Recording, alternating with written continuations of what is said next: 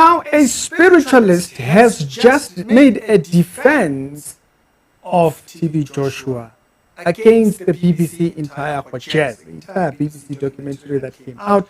You guys remember, we've been talking about it here, and we've been talking about all the different viewpoints of which came out from different people. But I didn't want to have to keep talking about this one responded, this one made. So I kind of like just shortened my discussion in that particular space. But I found this particular defense from this particular spiritualist very key. Like, this is Ajaguraja, if you guys do note. I made a video stating that me and him are going to have a debate later on. And so we're probably going to have to get that done. Because I've not had time in order for me to go to the studio where we're going to do that. And so I thought this was quite an interesting one, being from a certain verse in 2 Corinthians that I want us to read. But before we do that, it's Spirituality Show. We do daily Christian commentary videos. If it's the first time over here, be sure to check out the other videos that are down in the pinned comments, and I'm going to check you out over there. Now, if you do know Ajaguraja, you know he's a spiritualist. He's a man who is very clear that he does not believe in Jesus. Neither does he believe that people should be in worship of Jesus. But if you read the Bible and you see the encounter between Jesus and Thomas, Thomas sees him and he says, "My Lord and my God," after he realizes that Messiah was actually in that particular position by God.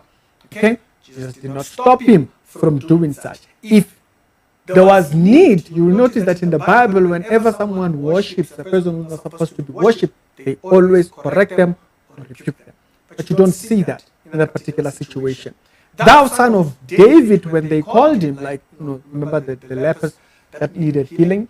When they called him the son of David, they were alluding to him being Messiah, being Redeemer, because this was one of the messianic miracles that were expected of Messiah. So when Jesus did cleanse a leper, it was seen as Messiah. It was a declaration of Messiah being on the earth.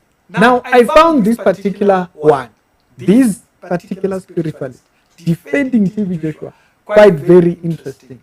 Being it that he does all kinds of things, all kinds of ritual formats, all kinds of ritual practices, in order to authenticate or to communicate to whatever spirits that they are communicating with, or to speak with whatever spirits that they are communicating with. And so, in the particular defense that he made, you notice that he actually posted this particular one in his Facebook page, and he is going on the side of what we actually discussed. Why are they doing it now? We addressed that. So you can check a video that we did on that. And then he goes back into, BBC, the history of BBC, and the whole nine for jazz.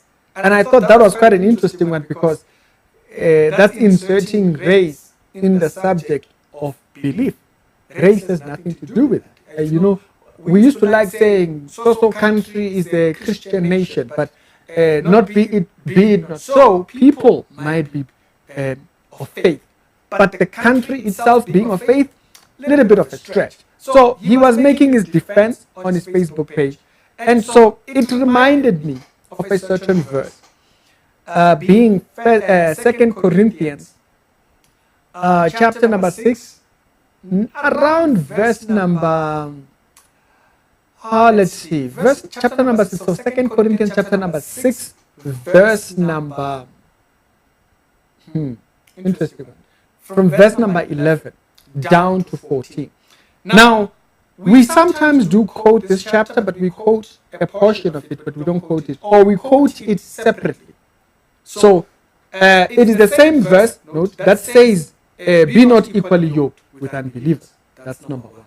Then it says, darkness and light to have no relationship. We quote those separate. But also, when the Bible talks about the enlargement of people's heart, we quote that one separate.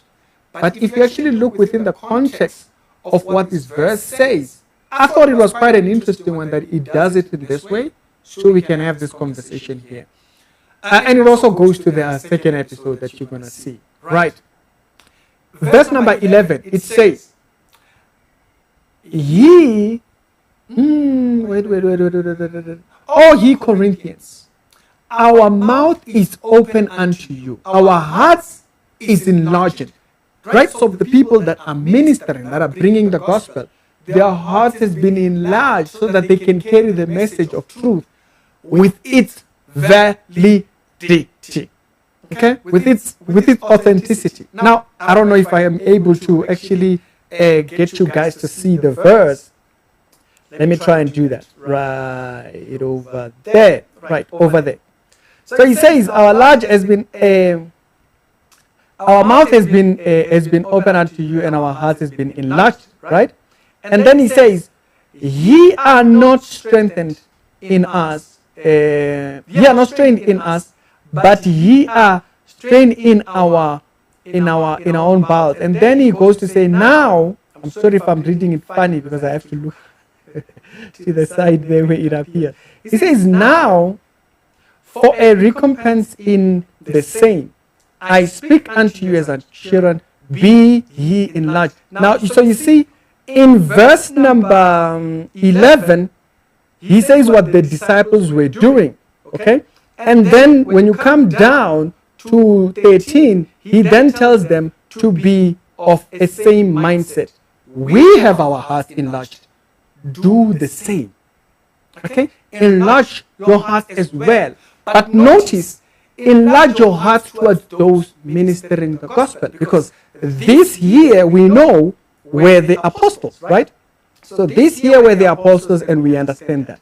So in the same light that the people that are speaking the gospel to you, you should enlarge your heart towards them.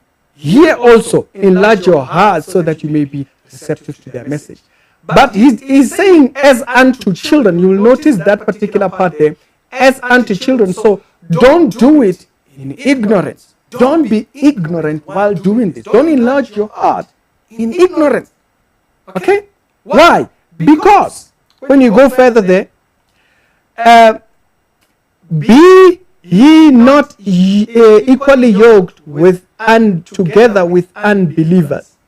For what fellowship has unrighteousness, righteousness with unrighteousness, and what communion has light with darkness? Note the relationship that the world tries to create with righteousness, with those that are in the right. Be careful of it. Note it. But I like how he phrases the first one. So first, when you speak about righteousness, it's fellowship. When you speak about communion, it's light and darkness. Now, we could go all in on that. I don't know if you know what I'm talking about. So if you look at that verse, so here when he talks about what fellowship has righteousness, he speaks about righteousness. So fellowship, there is righteousness in question.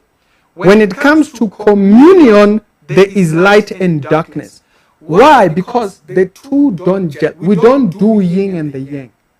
When people communicate with spirits, like for example, Ajakuraja himself, who is defending a thingy, he is dwelling in an area, a gray area, where he can mingle light and darkness, yin and the yang, the communication of light and darkness.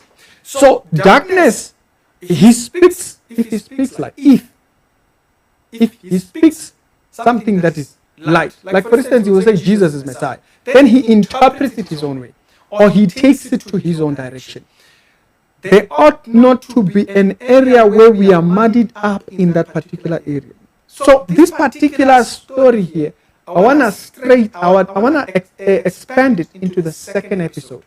And in the second episode, we'll then talk about why this barrier line is so interesting. Now, I would have probably left this particular episode until I actually started thinking about the second episode that I'm going to do today. Okay, so I was going to forget about doing this one, but I thought, let's start it with a story that you see where the truth is being bent, and then let's go to a story where you can see how it happens. Okay, so on the second episode, I'm then going to now talk about another story that shows you how the truth is just not, how the yin and the yang is not what we get involved in. Okay? And so when a spiritualist is now recommending, demand them and saying, you know what, why is it that people have questions for so and so? You need to ask yourself a question. Is it true that you had believed? Because now, when spiritualists who are dealing with trying to, notice, they are the ones who are trying to balance light and darkness. When you're dealing with yin and yang, which is exactly the business that Eve tried to get involved in, you know, she was told this is what truth is. She wanted to be the one that determines what truth is. It created that problem.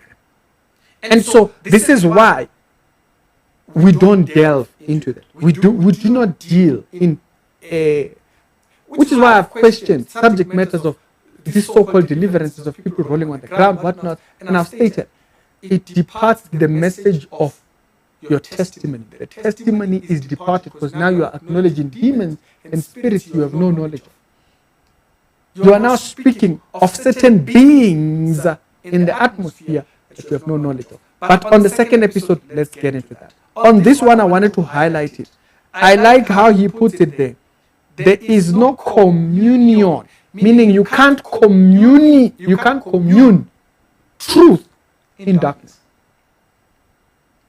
Now, don't hear me twisted. And I say don't hear me twisted. It doesn't mean you shouldn't communicate truth to those that are in darkness. No. You are listening to me wrong. You can't commune light in darkness. So you cannot you can't claim to be doing the work of God using demonic work.